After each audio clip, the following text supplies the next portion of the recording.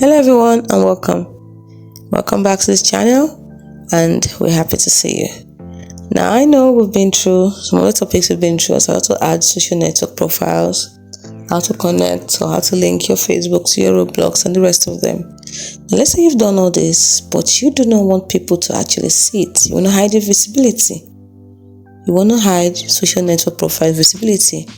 In Roblox, how do you do it? I'm going to show you how. First thing you do is click on the more icon at the bottom here. And before we move forward, if you have not subscribed to this channel, please do that right now. It really helps. Thank you so much. And hit the notification bell also so you can get our latest videos as they come out. Now let's continue. So from here, tap on the settings icon, tap on account information, and from here you're going to open up some options, one of which is social networks. So we want to change the visibility. So scroll all the way down, social network visibility, you can see it. Now over here you have options of who can see links to your social network profiles. Now if I want to keep it hidden, I'll leave it on no one.